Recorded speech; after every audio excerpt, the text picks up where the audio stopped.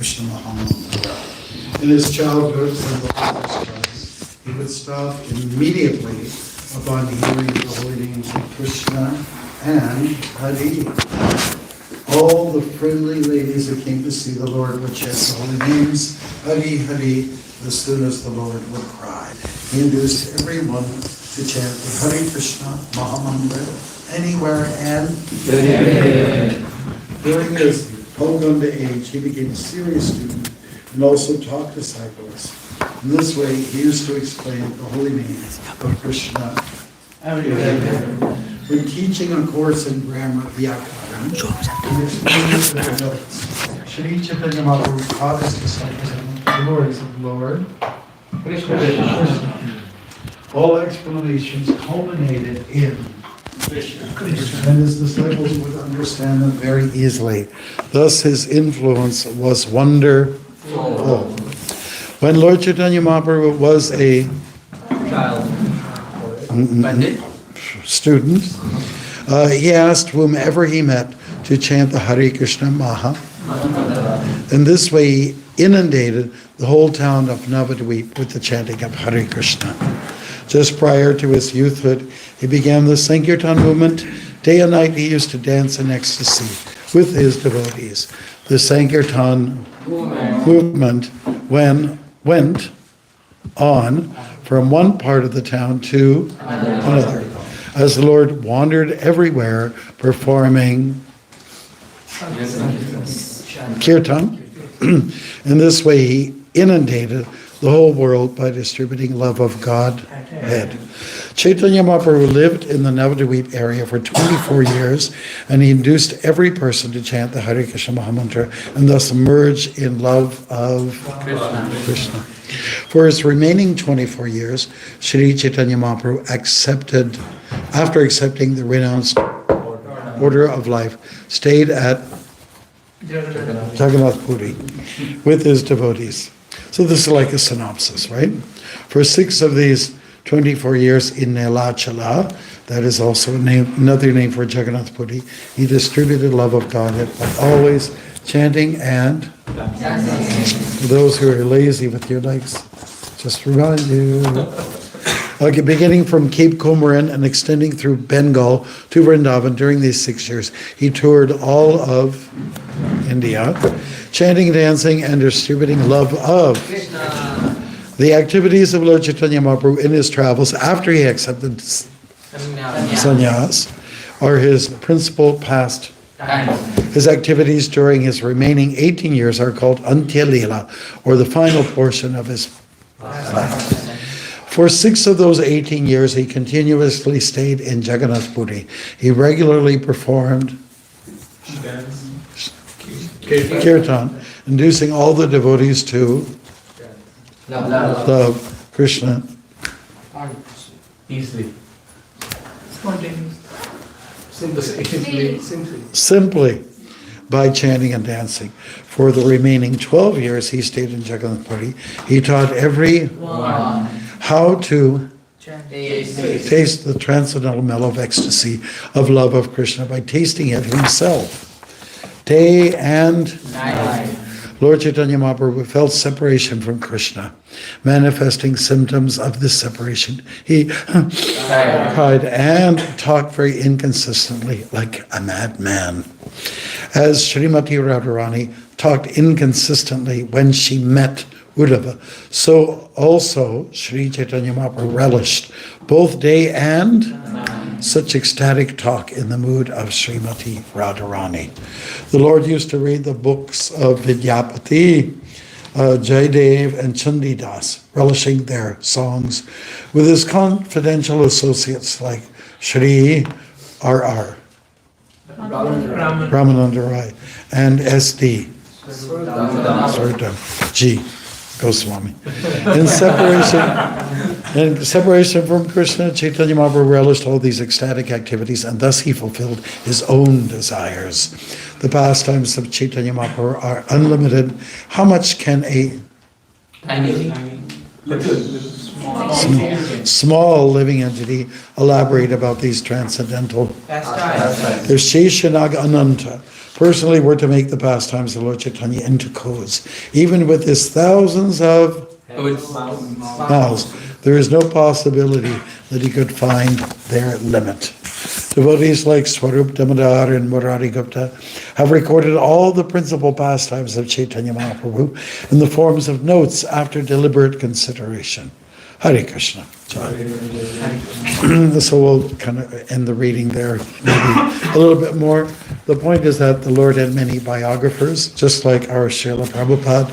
He has a lot of biographers. You know, most of you have read the Leelamrita by Satsvarup Maharaj and all his, assistants on that one. The other day I was on Bloor Street, and inside a window of a used bookstore there was on top of a pile, SWAMI in a Strange Land. Yogeshwara had written that book. It's an excellent book. It's really fantastic about Prabhupada. The point is, there are many people who have written about him. A lot of you know Shamasundar's text, and Adi, what's his name, Guru Das, who came here last year, and so many more, Yamuna Devi. Just there's a lot.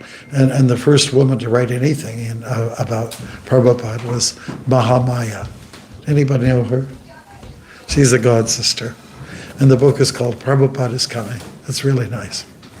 Okay, so Mahaprabhu was born on February the 18th, 1486, and by the lunar calendar, I was very fortunate that in 1978 was my first visit to India, and it was a lunar eclipse on that day. So everybody went to the Ganga, went waist high in the Ganga. We chanted Hari Hari, Hare Krishna, Hare Krishna. We were chanting our Gayatris. And I remember at that time, perhaps some of you have heard about Professor Joseph T. O'Connell from the University of Toronto. He was an incredible hero who fought up for us when we had a lot of propaganda against us. That propaganda was created by some parents of the devotees and some members of the Jewish community, because it was Jewish boys and girls that were joining the Hare Krishna movement, honestly. If you check it out, in New York, there was a great migration that went to New York during the Russian Revolution. So a lot of those people had children, and they had children, and some of their descendants, or let's say some of their offspring, they became devotees. They're Russian, Jewish Vaishnavas. Yeah, and there's a lot of them. There's still quite a few of them around. Then later on, installments of other devotees came from different backgrounds, people of a Christian background. And of course, the Hindu community started to really get strong in the 80s, and but not, so spread out all over the world. The Lord was born, and it was noted by Nilambar Chakravarti, who's like Garga Muni. Everybody knows Garga Muni. He was the family priest for Nanda Maharaj, and he calculated who Krishna was when they weren't quite sure. It was confirmed that he was the son of Vasudeva and not Nanda. That kind of shocked the world a little bit. And also that not just by astrological calculations, but also by symptoms of the body that would indicate that Mahaprabhu was Krishna, that he was God himself, just like in the case of Krishna. There were auspicious signs on the bottom of his feet, and this was all determined by, or observed by Nilambar Chakravarti. And one of the reasons that the Mishra family, that's Jagannath Mishra, Sachi Mata, they moved a little bit west is because he wanted to, that is Jagannath Mishra, wanted to be trained by Nilambar Chakravarti in the sciences of astrology and astronomy, right? Anyways, he was the family priest that determined that here is God. And it was very obvious by the signs of on his hands at the end of his feet. And yeah, when people first got to know him as a child, he was like just brilliant. He was like a child prodigy, like just a genius, a scholar. As we mentioned earlier on, he was born by a neem tree, which is still there in Navadvip. How many people have been by that neem tree? Very good. And you probably will pick up some of the leaves of that tree. Don't dare taking any piece off the tree unless if a branch falls down. So he was called Nimai by Advaitacharya's wife. Her name's Sita Thakurani. And his parents named him Vishwambara, as we mentioned earlier on, which means maintainer of the world. He had an older brother, Vishwarup, but they didn't get to know each other too long because Vishwarup was one of those real serious fellows who took up the spiritual life and took up sannyas. He didn't want to get entangled in this world. He basically left the world, and not that much is known about him, but I just want to tell you, there's one of our devotees, Hari Mohan. He's in Calgary, you know him, and he's quite a scholar. He's on his third book, and that, I believe it's his third book, if not fourth. He's written about the life of Vishwarup and whatever he could gather. And the last time I saw him, he's really serious. You know how he is. He hardly laughs. He says, I'm going to make a movie about him. Okay, great. So now, before Mahaprabhu was born, there were lots of girls that came through where they were conceived, and they all died. Every last one of them. We're talking about 8, isn't it? 8, can you imagine? If you're trying to have a family and every one of them dies on you, So it was very, let's say, impactful on the lives of the parents, Mother Sachi and so on. So finally they got a boy and he lived. But then he left. He abandoned the world, basically. He left the world. And then they got Mahaprabhu. Or Vishwambar said, this one we're going to hold on to. We're going to have our eyes on him like a hawk, and we're not going to let him go anywhere. And as soon as they had an opportunity, he said, let's get him married, let's get him chained down. So that's a little bit of that. When he was a child, also he engaged in extraordinary pastimes, one of which resembles the Leela of Krishna. He was in a bunch of earthen pots that are rejected. Bengal is where it's a place of dirt and mud, and it's also the top soil. It's good soil, and sometimes the Ganga, floods, and then when she recedes, then there's a lot of top soil left there. So it's a very fertile area, Does anybody here do you like Bengali sabjis? Like greens? I do. There's nothing like them, honestly. People talk about the rasgulla and what are the other ones? Misti dohi. Yeah, and what's the sandesh? Sandesh. Oh my God, to die for. But for me, the Bengali preps are the greens that are mixed together. And Mahaprabhu also personally liked greens. He likes the mixed vegetables, and if something was a little bitter, he also liked that. My understanding too, he liked the bananas, which some of our devotees from Toronto, when they first went to India, they saw the bananas were small like this. Uttama Shlok is the one, and he said, "Oh, they're not bananas; they're beninis." Beninis. Yeah, so Mahaprabhu ate what was common there, and of course he did his travels. But let's go back to the point where he was tucked away playing in the area of, mud and dirt and some rejected earthen pots, terracotta pots. And some people were complaining about that. And you all know the story of Chaitanya, Krishna himself, who ate dirt, and people were complaining about that, his classmates. Balaram in particular, and Yashoda said, "No, I can't believe that." And she questioned him and about that. Well, let me see what's in your mouth. And she opened, or he opened his mouth, and she saw not just earth, dirt, but the earth. And she saw the cosmos. She saw different phases of time. The Virat Rup that we read about in chapter 11 of Bhagavad Gita is what she was seeing, and she was even seeing herself looking into the mouth of the Lord. That's how mystical it became. And, it kind of threw her for a loop, and she thought, this is not my child, this is not my kid, this is God, And then the way it usually works, suddenly the switch goes on, the switch goes off, and actually he's my child.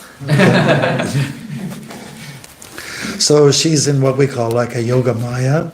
Maya means illusion, and when yoga is the prefix before it, the word before it, it means a spiritual illusion. And just like yoga maya was a utility that was used by Krishna himself, when he was born, he spoke to Yoga Maya, his own internal potency. He said, we're going for a trip. And so he talked to her and said, we're going for a trip, and I need your help. I need Yoga Maya to be there for me. So what the beauty that came out of that episode of the Lord eating dirt, he felt that he was totally justified and validated for taking this dirt. And because his logic was, Mom, let's pretend we'll put a modern day context. Mama, whatever. Everything's a transformation of dirt, right? Like you're a transformation. The mridanga is like mridanga. It's like made of dirt. That's what it means. It's a drum of dirt, And unfortunately they break kind of easy. But that's another point. And everything's transformation of the tables, the chair, pretty much so much. Here, the carpet, and if you do whack it, probably you'll see the dirt. So you understand what I mean. We were in India, in Vishakhapatnam, and we had one person who played Shukracharya, the guru of Bali, Maharaj, and he brought him to life. He was killed by the demigods, and he brought him to life. So this was Shukracharya and Bali were played by African devotees, and they were tempted to do their Zulu little thing. So it was like a sangoma thing, and he'd bang on the stage, which had like a carpet on it, and it looked so naturally, like powder was coming out, all this stuff, So anyways, the beautiful dialogue that took place between Mother Sachi, who's an incarnation of Mother Yashoda, was that you should not eat this dirt. And he was just explaining the Mayavad philosophy. Everything's one. And then she said, yes, that might be true, but we also have to look at it a little deeper, and that she was saying that in a lump of dirt, you can't really carry water, but in a transformation of the dirt, like in a jug, you can carry water. So Mahaprabhu was quite brilliant. He just took notice of this, and he considered this is really wonderful, thank you. So the whole philosophy of Achincha Bheda Bheda Tattva comes through in that little pastime, And Mahaprabhu was very much a staunch follower, and even remarks are made against Shankaracharya's, philosophy. And what do we hear about? Bhaja Govinda, Bhaja Govinda, Bhaja Govinda, Mudamata. You idiots, basically you idiots, worship Govinda. Don't just worship Brahman. Don't just worship the oneness, but worship the individuality and the sameness as one. So there are some religious communities that have actually picked up that phraseology, unity in diversity. It's really quite wonderful when you apply it. like here we're sitting in a room of, everyone's got different kind of glasses on, but they are glasses. We're all people. We all got men and women here, and yeah, we're all people, but we're different genders. We all have different natures. You know, Amala, Amala, he's got a certain nature, usually smiles, and he doesn't find fault with anybody. And, you know, everyone's got a certain nature that's quite adorable and distinct from each other. And it's all quite wonderful. And when we just did our drama there in India, the Age of Kali, we chose a piece of music where I think some of you had seen the video that we done. And we chose this song by Hula Shaker. It's a rock band. Achincha beta beta patwa with the guitar. And Achincha means inconceivable. And then simultaneously, one but different. And we have examples of that. Some of the acharyas talk about, like, if we were to go to the lake, you know, you can cup your hands and pick up water, okay? But you can't, hey, Jai, can you swim in this? It's water. It's Lake Ontario. No, you can't, you know, because it's not, the mass isn't there, you know. There's a little portion of it is there, but the mass is not there. So therefore we have to look very clearly at what this actually means, one but different at the same time. As we indicated, he was a great scholar, and he had lots of students, and he taught them that everything is connected to Krishna. Doesn't matter what Sanskrit word you can pick out of the grammar or the dictionary, he will tie it in to Krishna. So that means he was very Krishna conscious, right? That's what it means. Yes, he did get married early. There's a lot we can say here, and but it was the first wife, Vishnupriya. Was it Vishnupriya? Lakshmi Priya was the first one. They met at the Ganga. They would meet kind of regularly, and one play that I wrote was called Panchatattva, and so we put a little segment in there where Mahaprabhu was saying Lakshmi Devi. She's not different from Lakshmi, and her name is Lakshmi Priya, right? So then we had to portray it after he was collecting some water from the river. He'd go back to his home, and the person playing Sachimata, she said, "Mom," he says to her, "Mom, yes, what?" Said, I met someone today. And she says, oh. That's how we portrayed it. So when we did that, there was a little criticism from a god brother who's a sannyasi. Oh, you can't, let those kind of things enter into the Leela. But I mean, really, there was a likeness. There was an attraction by these two people, and it's real, Narayan and Lakshmi, And so you try to portray it in the most clean way possible, but I'm just sharing with you some of the reactions that come about, It's pretty clean, pretty innocent, really. And unfortunately, she died from a snake bite. And, Bengal, in that area, is known to have cobras there, because wherever there are sugarcane fields, there's probably going to be cobras, right? And wherever there's cobras, you need, what's their competitor there? The mongoose, yeah. So one of the countries I walked through was Fiji, and indentured laborers from India were coming there to work in the sugarcane fields. It was during the time of colonization and make everything a cash crop. It was a very sad part of history, really. And so when they say we better bring some mongooses, because there's going to be the sugarcane, there will be snakes, cobras, but there weren't any cobras. There weren't any cobras there.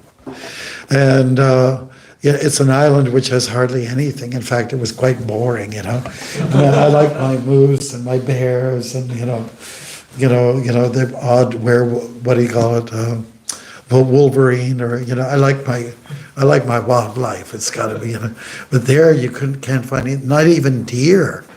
It was really kind of sad and kind of pathetic. The only predators to the mongoose are human beings. Okay, yes, yeah, they'll fry them up. Okay, so Mahaprabhu. So moving along, he was at that time in Bengal. There was a lot of control. Muslims had moved in, invaders had come in, and they had taken over the admin of the villages. The south wasn't so much taken by the outsiders, but the north was, and still affected to some degree to this day.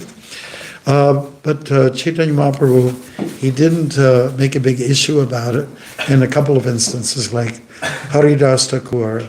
He was born in a Muslim family, but his ancestors would have been Hindu for sure, right? Because Islam's only been around for 1,500 years. But no Muslims were allowed to go into the Jagannath Puri temple, right? And Haridas Thakur never made a big issue about it, nor did Mahaprabhu either.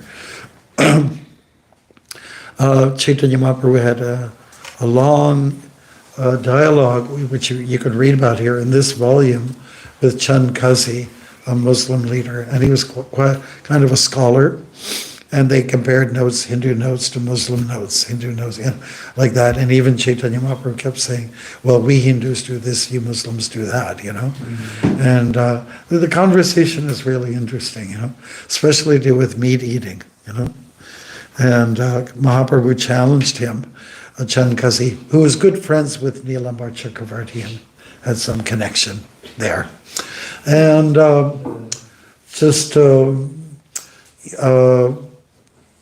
Mahaprabhu was challenging him and saying, the cow is your mother, and according to our Vedas, it's like that. The bull is our father, so why do you kill and eat them, right? So the argument that was countered by Chand Kazi was in your Vedas, and he's talking about other yugas, like in Treta Yuga, animals were sacrificed, like horse sacrifice, cow sacrifice even, in fact. So he had, it's not like he pegged Chaitanya Mahaprabhu. The Lord presented it like this. Well, in bygone ages, people knew how to do sacrifices. And when they offered an old horse or a cow, it meant that they would enter into fire and they would come out with a rejuvenated body. Can you imagine? You're at a sacrifice and an animal that's kind of forced into, a large fire, and then within minutes comes out like young and rejuvenated, That's pretty awesome. And we don't have those kind of people qualified to do those kind of yagyas. Therefore, it's recommended not to have cow sacrifices, and even it's recommended not even to take sannyas, and anyways that can, but the Lord did take sannyas still. So it's good to read into these Leela's pastimes and delve deeply into the purports that are given by Srila Prabhupada, so we can understand why these social changes did take place. Why were there exceptions to the rules? It's good to go through that a little bit. And during Mahaprabhu's time, we're quite sure there were Christians at that time. St. Thomas went to India, he converted a lot of people, but we don't hear of his interaction with them. He did interact with Muslims, of course, and Buddhists, and people of the different Vedic schools, different thoughts. He was also a great arguer, just like some people, they like to watch the wrestling matches, and it's like a big, craze, like an addiction for a lot of people, and especially the heavyweight championship. And but in Bengal, especially in Nadia district, it's known as a place where you make gamshas, cloth. Gamshas and lungis and things like that. And they don't even make good dhotis there, forget it, right? But in those days, it was a place for scholars to come to, right? Hence we have Nilambar Chakravarti. These persons brought a richness, to the area. But there were people, we call them scholars. There's Keshava Kashmiri is one example, and Mahaprabhu just crushed him with his scholarliness and taking 100 verses to describe the beauty of the Ganges. And Mahaprabhu, this was all recited by the Pandit, and Mahaprabhu detected, it's a nice poem, but I have a few problems with it. So what do you mean? Problems? He's a Digvijay, wherever he went he could conquer, philosophically. Then Mahaprabhu says, let me explain, let me justify my position here. Verse 64. Okay, let's look at that one. So he just picked out of the hat one verse and he pulled it apart. And the Pandit was so shocked that anybody could be so meticulous. He almost lost it. He almost was passing, on the spot. How can anybody, do this, humiliate me like this, I've been known all over the world. So, Keshava Kashmiri and others, they surrendered at the Lord's lotus feet. And that's a remark, a symptom that you are a humble man, you are a person of nobility. Let's put it that way. Many other interactions. How many people have gone to Jagannath Puri? Go. Go! And you will see the Gambhira room where he actually was so much caught up in his feelings of separation, he would hurt himself. He'd just scrape his face against the rough floor and or against the wall. And they were very worried about him. And they tried to have security, just like now we have in our temple security guard. Well, they had a security guard for him. And one time he actually just got out of the Gambhira room, which had high walls, and practically, you can't fit through the little hole. And they did whatever they could to protect him because he was kind of a little bit self-torturous, in a way. They would be looking for him, and oftentimes he'd be found by the water. The Bay of Bengal, he mistook to be the Ganges, and the Ganges oftentimes has a darker tone color, the color of Krishna. So if he'd see anything that would remind him of Krishna, he would be in ecstasy. One time he was found, he was caught in the waves, and he was pulled all the way 30 to 40 kilometers to the famous Konark temple, which is a sun temple. I think it's to the north, and that's where they found him. You know how he got found? The fishermen caught him in the net. And he went berserk. Yeah, so many ecstasies are there. Yeah, isn't that great? Look, he's freaking out. Before I went to India, I spent 4 days in the Netherlands, right? And there's two devotees, Naman and Ritam. They got initiated. One of them is from North India. The other one is from Bengal. But they're really into drama. So one of them, his name is Namacharya, he looks just like Mahaprabhu. In fact, they both work together. They capture him. Like Vishnu, he'll dress up like Vishnu. He looks just like Mahaprabhu with a shaven head. He's got this sort of lips and then the big lotus eyes and everything like that. And so they're like thespian devotees. They do all the plays over there now. But there's lots of detailed descriptions about the Lord's form, everything from the head down to the toe. So you might spend a little time reading about that today, just to get a little bit, develop some attachment for him, right?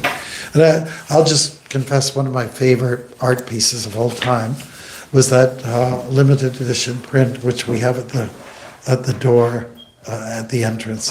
Just when you come out, and he's kind of like all over the place, like ecstasies in front of Jagannath. You know the picture?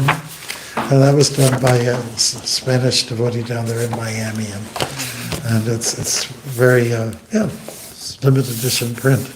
Don't steal it. You'll make lots of money on it maybe one day. So you can say Mahaprabhu was all over the place, and not to be found a lot of times, because he was kind of lost in his bhava, in his ecstasies, in his sentiments. And they are sentiments of Radha. We have to take very literally that verse that is expressed in the Bhagavatam, Krishna Varanyam Tvisha Krishnam, which means that in Kali Yuga, the Lord will appear, but not as a dark Krishna. He'll come as a fair complexioned Krishna. He'll have the skin color of Radha, which sometimes is described as molten gold. He'll have the features of Krishna, but he'll have the skin of Radha, the hue of Radha, and her sentiments also. Yeah, so there's a lot to be said about him, and he was a luminary in his time when Europe was going through a renaissance and of changes. Yeah, everybody heard of Martin Luther. He was the first Protestant, right? He was a member of the Roman Church, but he had a lot of issues with it, and he was suggesting changes, and they didn't like that at all. But he was a protester, therefore Protestant, and from there came many other Protestant sects.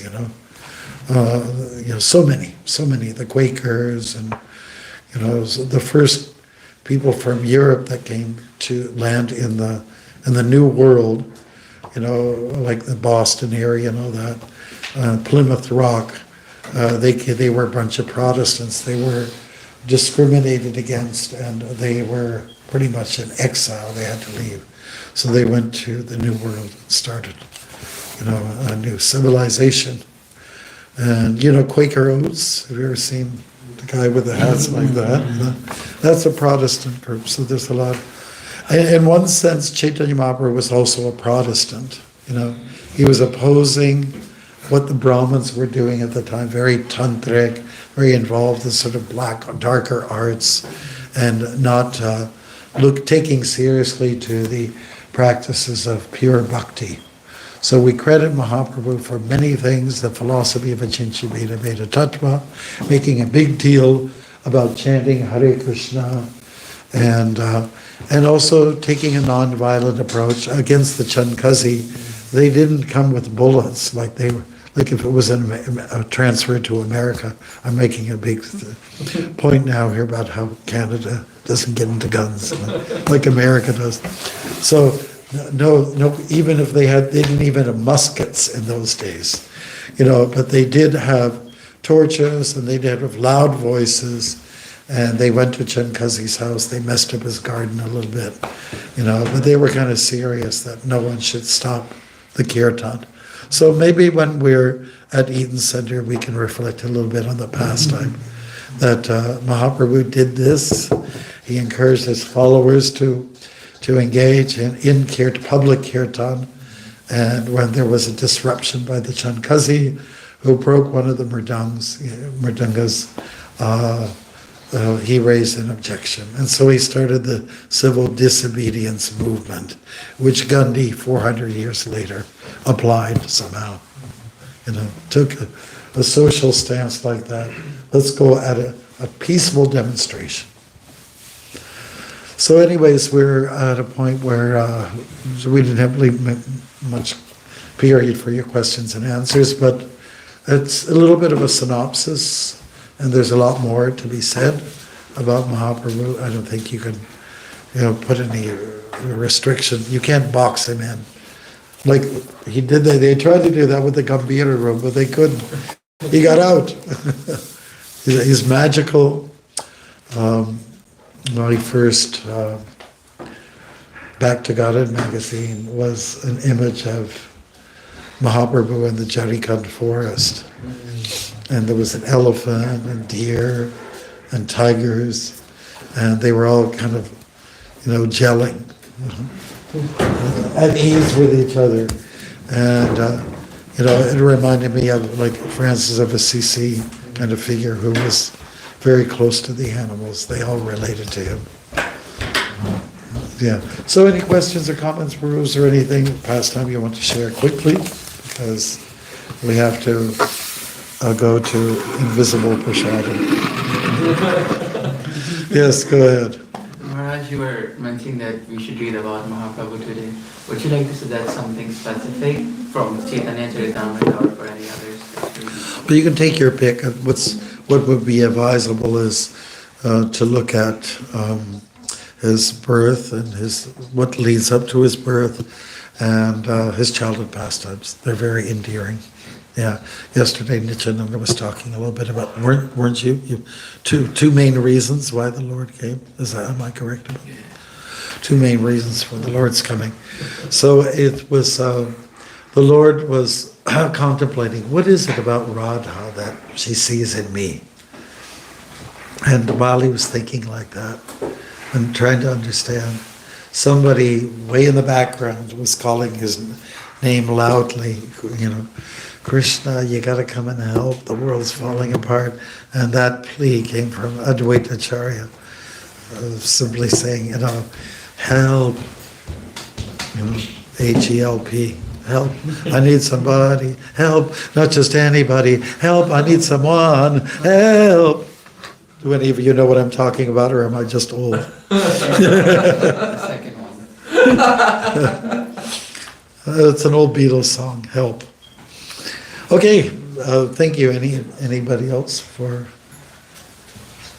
further elaborations? Some of us are tired right now. Some of us are cold. Isn't it cold? Is something being done about that? I tried asking Kumar Prabhu. Oh. He said, I don't know, close the door. That wasn't too warm. But one thing we can say about Chaitanya Mahaprabhu, he is a very warm personality, and he accepted everybody. Who's the personality in the back? Oh, that was his assistant, Kala Krishna? Was it Kala Krishna Das? Yeah, I believe so, yeah. And he saw this and he said, whoa, what's going on here? Yeah. He was his assistant. He helped him.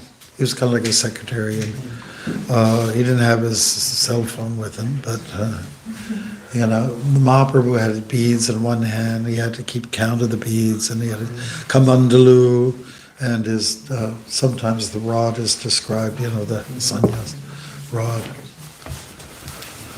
Yeah, but this could have been any of us when we met devotees, Whoa!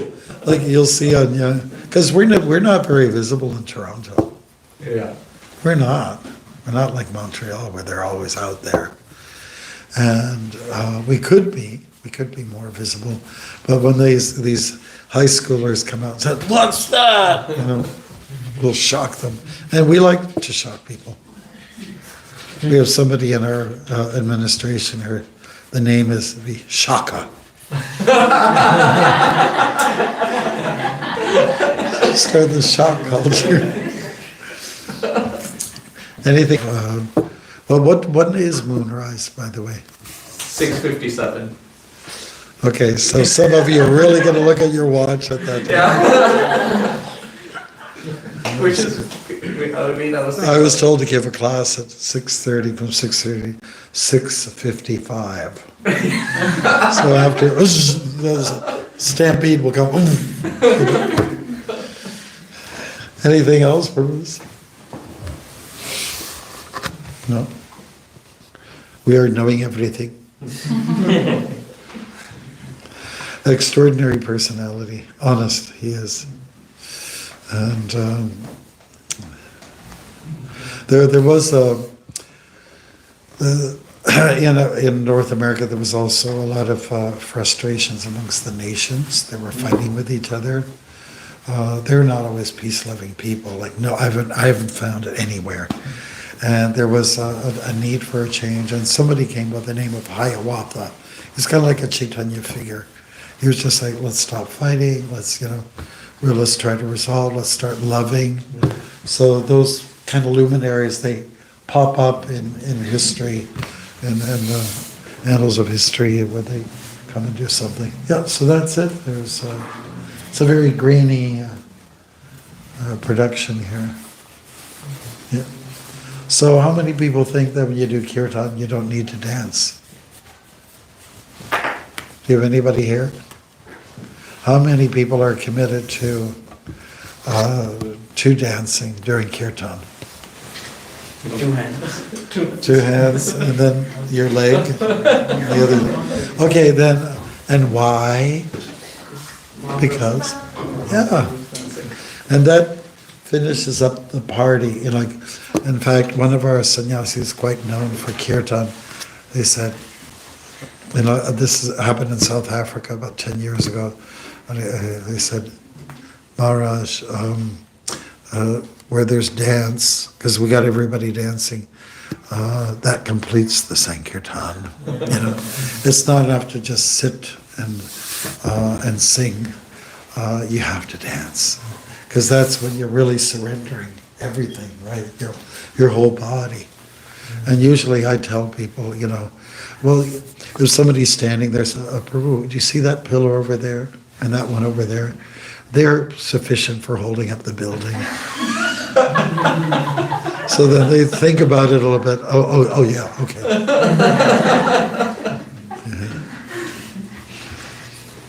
Okay, don't be a transcendental wallflower. Get up there and dance. Dance up a storm for the Lord. Surrender means that, Like full surrender means just give your body. Loose. Let it go. Yes, bro. It's like we're already dancing on the tunes of so many people in the world. Might as well dance to the tune of Krishna's name. Yeah, exactly, And, moonwalk for Krishna.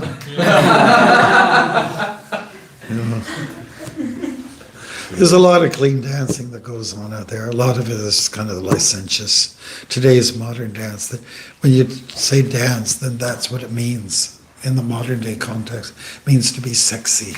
It doesn't have to be that. It doesn't have to be. Like folk dances are not like that. Even some of the, the North Indian dances, they're not like that. They're just like fun, country style, like a square dance. It's, we should do it. And even Dandiya dances aren't like that, shouldn't be. Yes, bro. Maharaj, Prabhupada had to take sannyas, and here Mahaprabhu also had to take sannyas.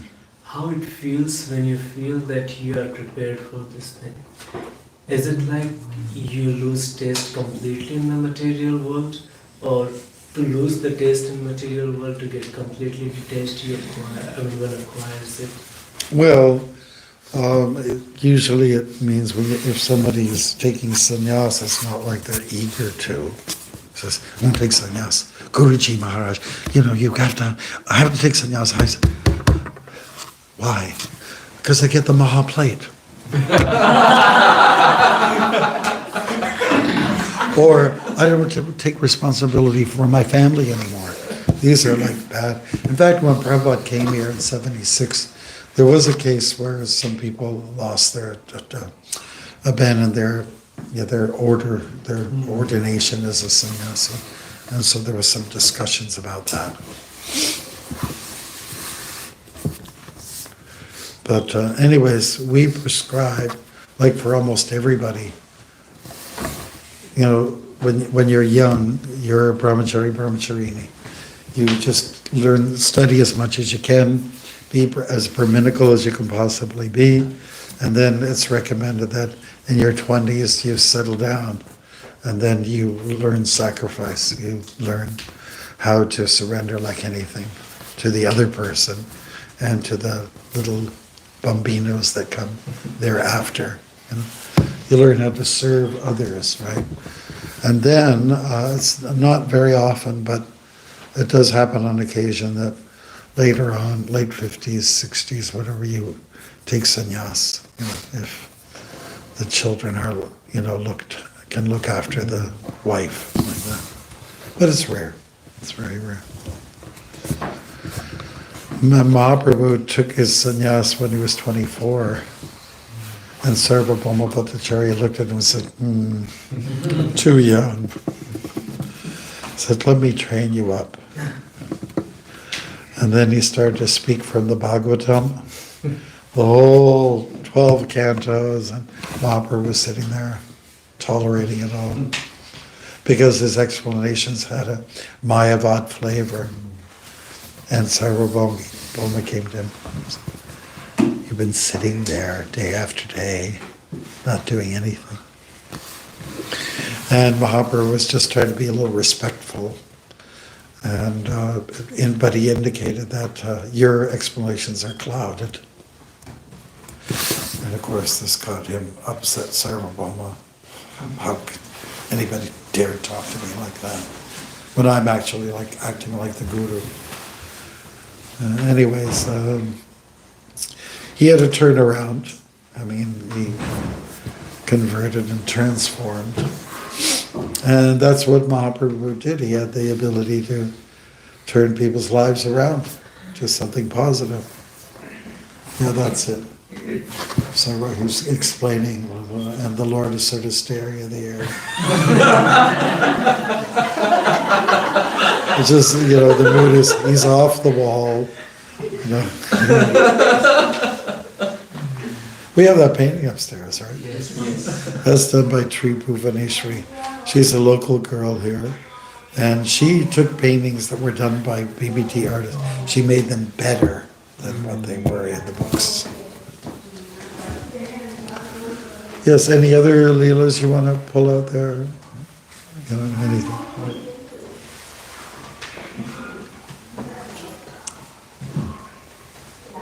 I guess not. But we do have to. We should. Meeting adjourned, right? So. Yeah.